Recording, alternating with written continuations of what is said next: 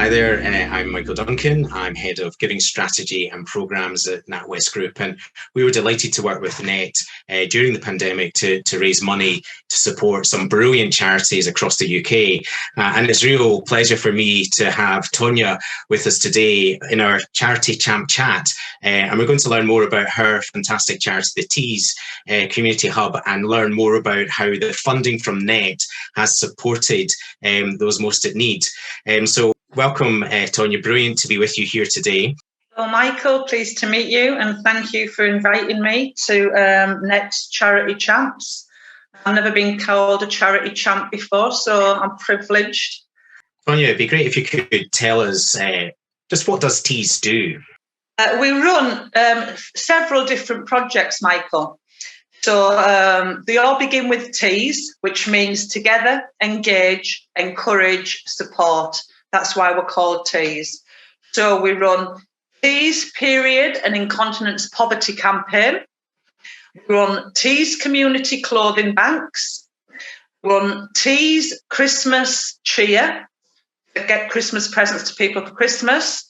We run TEES Emergency Response, which was set up due to COVID, which will still be running after COVID, because anything which is an emergency. So we run TEES Emergency Response, which all of them subjects come under. Are there any specific examples that you'd like to share about why your work is so important?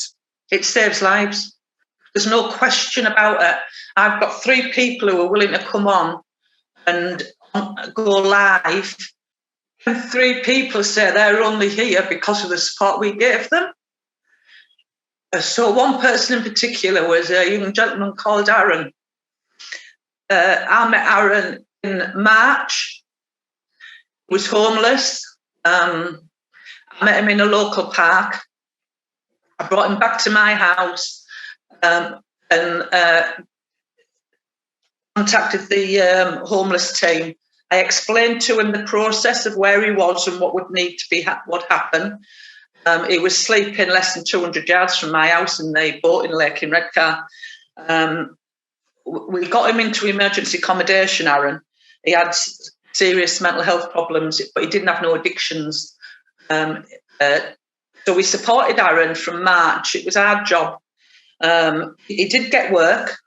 Unfortunately, his mental health wasn't good. So he lost his job, but his boss did ring us and speak to me personally for an hour and a half. They gave him a second chance, but the pressure of the job he was under was too much for the lad.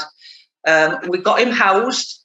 We furnished his house from top to bottom.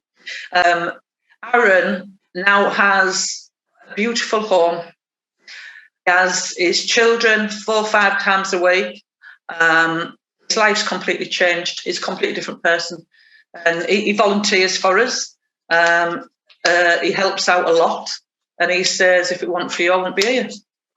So our charity saves people's lives. I know it does. Another girl was an addict, and I picked her up off the streets. She's been in and out of rehab 3 times.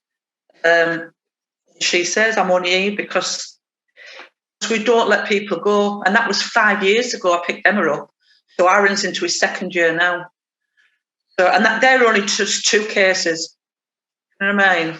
Save people's lives. Little people like us, the ones on the front line, not the big ones. You know, it's the little people. Don't let people go. We're there when they need us. Thanks for sharing those stories. I think that's why we need to hear these stories, because I think people need to understand that charities like yours aren't just kind of doing nice things at the side. They're fundamentally getting involved in people's lives, saving lives, as you say. And I just think that is, wonderful to hear. How did you feel at the time lockdown hit? Were you worried about your ability to carry on the work? And the folk that you were working with, how did lockdown make them feel, and how were you able to support them through lockdown? We also identified people who were vulnerable but would not ask or want help. So I found a really good way around that by looking at my mum, who's in her 80s, she would never accept help. So what we did is, with people we knew were possibly vulnerable, who had no family, we turned up, told them that we needed them to grow this tomato plant for us. Basically, we identified them and just said, look, would you be willing to look after this plant for us? Because we made a lie up. We just lied to them, told them we needed to watch the plant. And then we could pop in once a week to make sure they hadn't killed it. And we could say, look, you've killed the bloody thing, killed the plant. We've got to bring you another thing. What you like? It was a way of doing it without them knowing that we were doing it. Helping without being in the faces, without people losing pride. Letting them know we were there.